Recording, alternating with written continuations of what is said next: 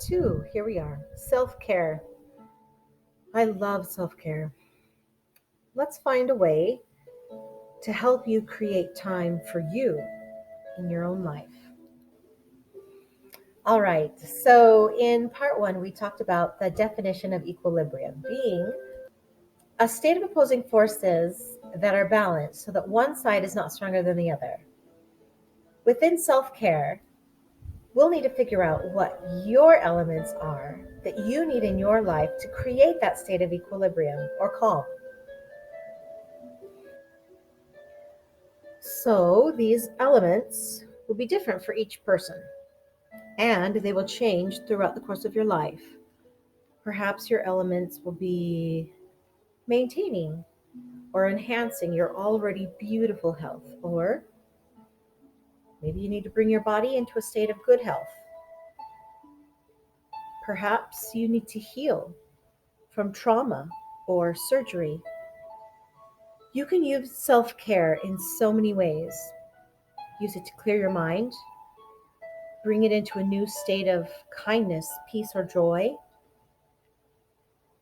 Maybe you find some quiet time to simply check in with yourself, to acknowledge and process your feelings and emotions.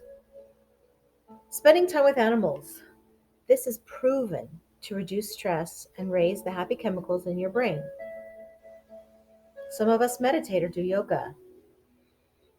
I find that I have to put my self care time into my daily planner, my calendar.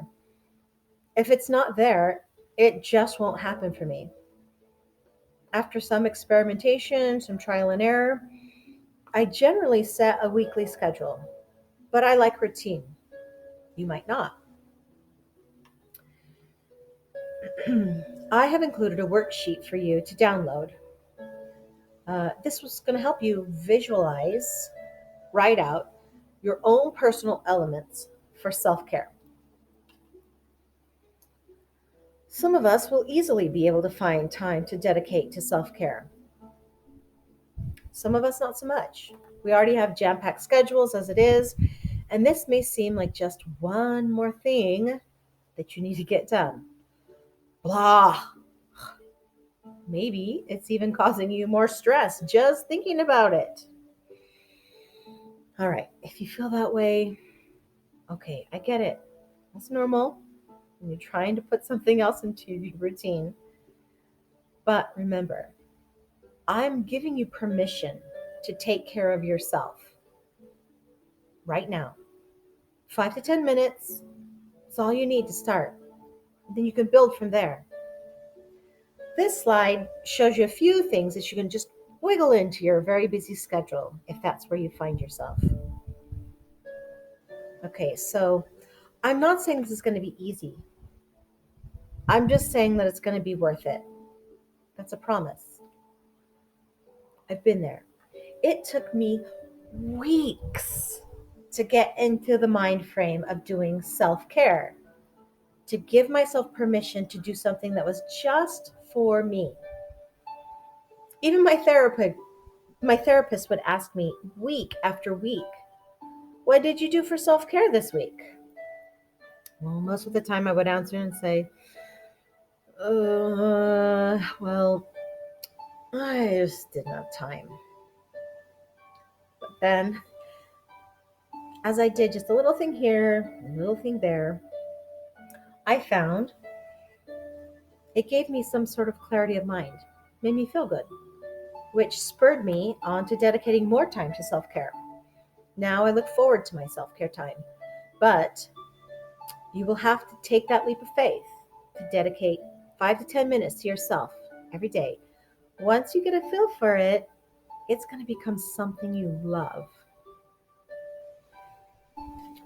So, as I was making this class, I was conflicted as to what to talk about next. There's so many things one can talk about in self care, but I got a little inspired help. One day, as I was putting my 3-year-old down for her nap, she was lying down, fiddling with my bracelet, which is pictured here. She was whispering to herself, "Mommy loves you. Daddy loves you. Riley loves you. She was going through each member of our family, including the pets. I thought, how amazing and precious that is. I never even taught her self affirmation, it just seemed innate to her. What a blessing, a gift that she was given in her life. I made myself a promise to foster that gift in her life. On my bracelet is one of my favorite self affirmations. I wear it most days. It says, she believed she could, so she did. Now, self affirmation theory initially was conceived by Klaus Steele in the 1980s, and it suggests that reflecting on your core personal values increases your performance under stress, activating reward circuitry in your brain, and gives you so many other benefits from there. So just think about that. Now, you probably give yourself negative affirmations every day and probably don't recognize it. Okay, when I look in the mirror, this is what I used to see: wrinkles on my skin, discoloration on my skin, gray hairs around the edges of my scalp. Okay, I could go on, but most of us think of these things as bad things. And at first, of course, I did too. So those were negative affirmations I fed myself every morning. However, after learning this process of affirmation, now I look at myself every day and I say, oh, my wrinkles, they're a sign of wisdom and a life well lived. My skin melasma, well, that's just a sign of my motherhood. And my gray hair, well, to be honest, I just color that and be done with it. So it's normal when starting this process to have so many negative affirmations. Living in this society, it's fraught with unfair body images for men and women, as well as the mentality of keeping up with the Joneses. So I say just keep going. Don't give up. No matter how weird it might feel or frustrated you get about trying to figure out positive self affirmations, make your own list. For every negative affirmation, you have to write down a positive one or change the perception of the negative to make it positive. This is going to help you start to recognize how to change your negative perception while doing mundane things every day. I've attached a worksheet for you to print out, keep in place to help you recognize these affirmations.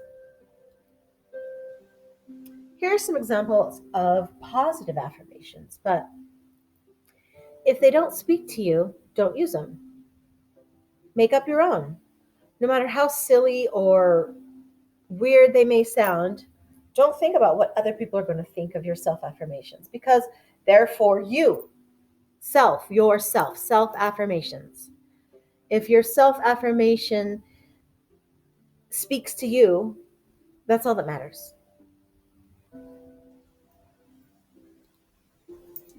This is one of my favorite quotes because it's true. Now, you may need a little lift or perhaps a swift proverbial kick in the right direction, but you are all of these things and you can do this. Now, I made a poster of this saying, but I tweaked it. I took out the word you and I replaced it with the word I in hopes that maybe it might help you with your own self affirmations. Now, you can always return to these presentations at any time, but just to review,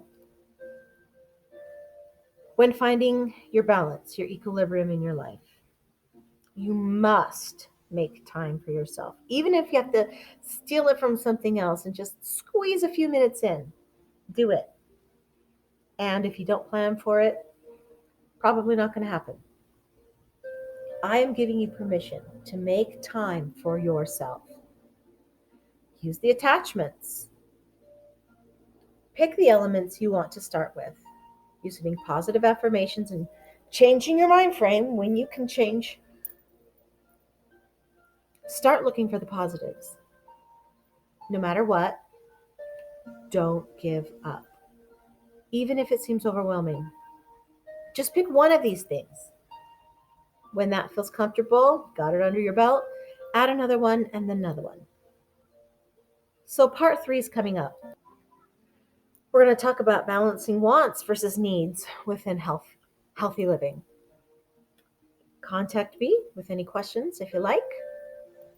And then join us, of course, when you're ready in part three.